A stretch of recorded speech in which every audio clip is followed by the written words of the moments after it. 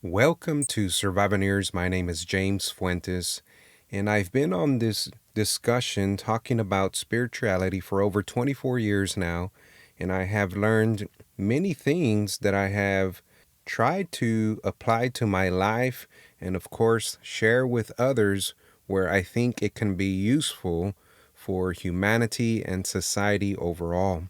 Just a brief background for myself. I grew up in a very religious household, and since Pampers, I was going to church without choice. And so this became my identity over time. And I had to, be in church every Wednesday, every Sunday. And this went through my childhood, and I learned different things about religion and church and different teachings and doctrines. So, as you can see, I was deeply saturated in this environment, being around it since I was a baby. Later in my life, I began to study Christianity and theology formally, and I did grasp a lot of teachings there that I thought were helpful.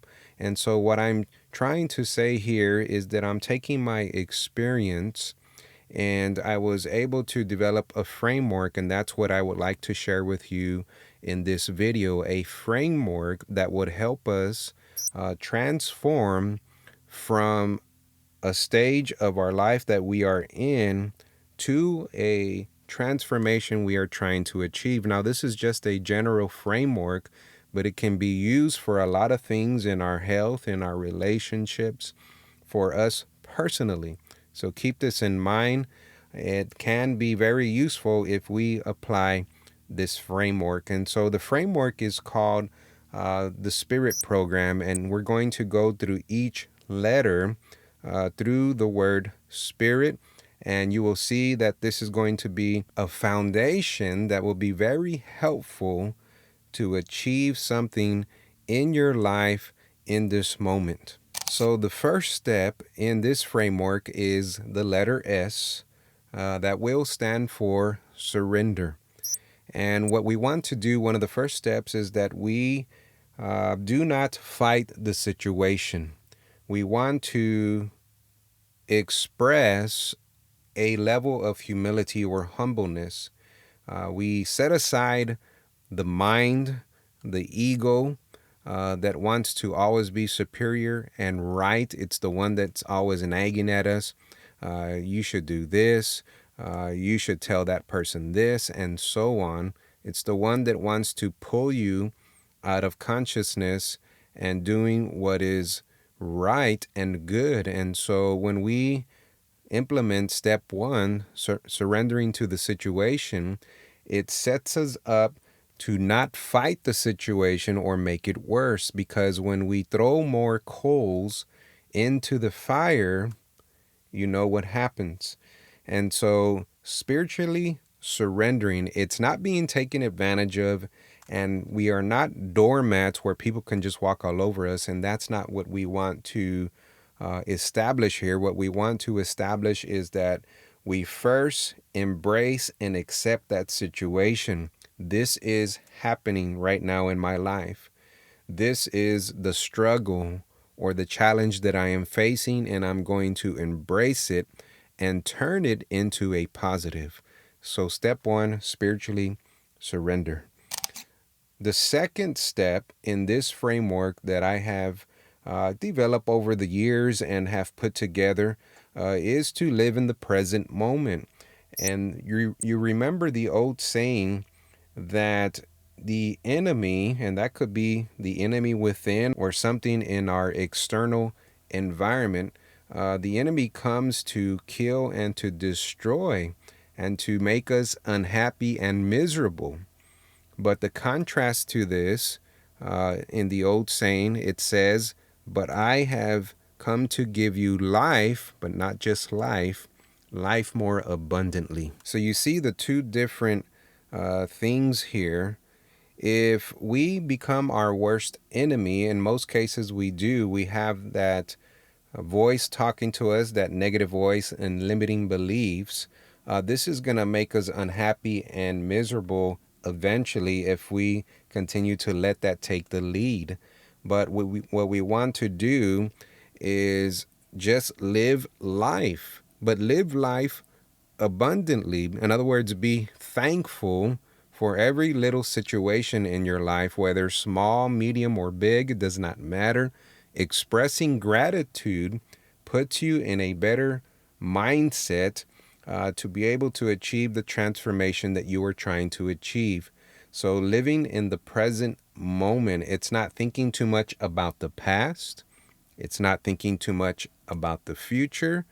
It's living in the moment. And if you study the work of Eckhart Tolle, I really appreciate the things and the work that he has done. He has the book, The Power of Now. If you have not heard of that or read that, it is a great read that talks about living in the present moment.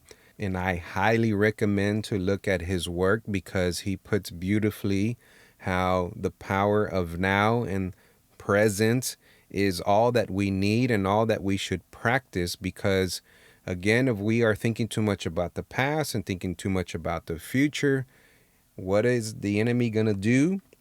It's going to rob us of our peace and our joy. It comes to kill and destroy. But life, being thankful and content and being, satisfied with what we have in our present moment will create that spiritual healthiness that we all need. So the third step that we want to do is we want to internalize positive thought. Internalization can either mean negative thinking or positive thinking, and in this framework, we are talking about positive thinking.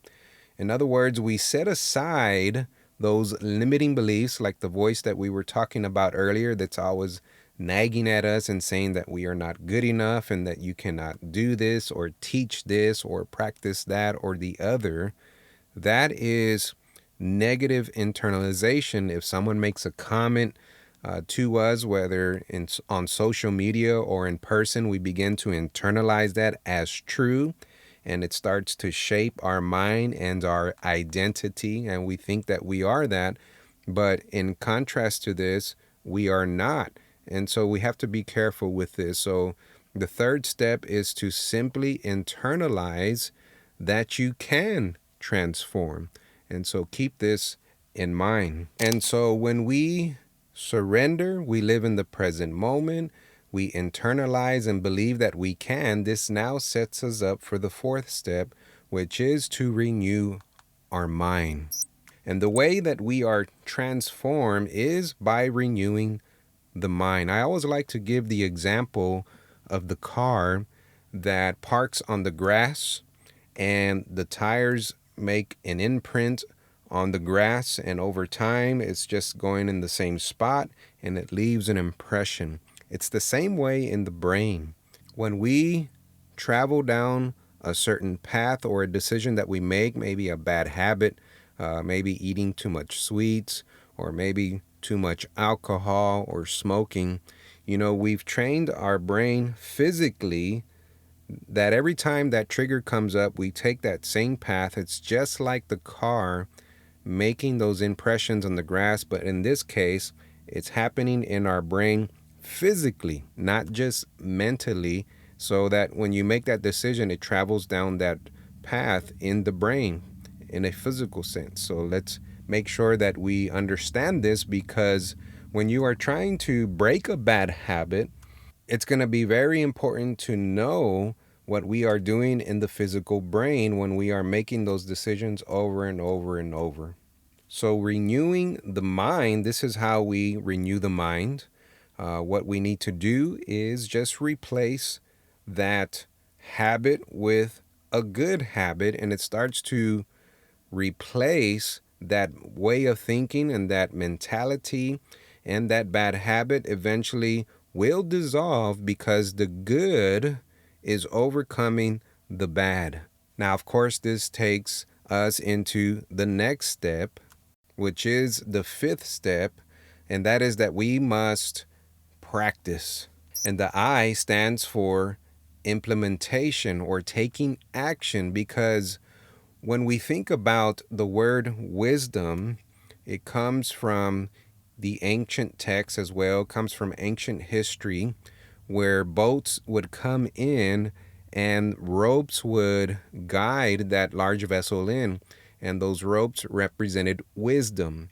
And the word wisdom simply means to take knowledge and understanding applied. So, knowledge and understanding coupled will give us wisdom.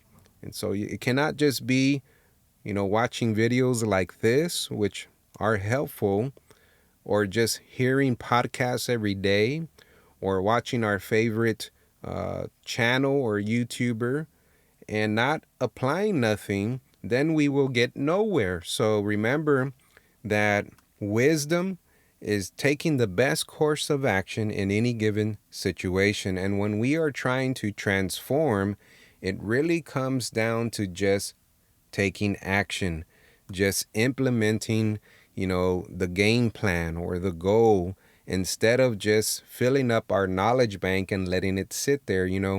There's no good in that when we have all this intelligence, but yet we do not practice. We are hearers only and not doers.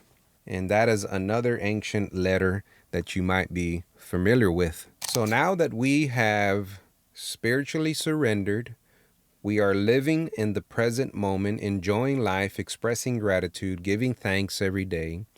We are listening to that internal positive voice saying that we are good enough and that we can. And when we renew the mind and when we take action and practice, the only result now in the sixth step is transformation. You have gone from this infant stage and you have grown and become wiser, and now you are practicing wisdom and goodness, and you are replacing bad habits, whatever that may be. It could be something in your intimate relationship you're trying to improve. It could be something in your finances that you're trying to establish, or it could be something in your health that you are trying to change. These are the big three categories. And the only result when you take this general framework that we are laying out here, there will be eventually transformation. So if we are to answer now the question, what is a spiritual awakening or what is spiritual transformation? This is the framework that is going to teach us that we are now aware, we are a conscious creature, we are a new creature, and now we have spiritually awakened. And when we take this framework and we apply it, we know, we don't doubt, we know that we have transformed and that we have gone through this spiritual journey and we are now spiritually awake.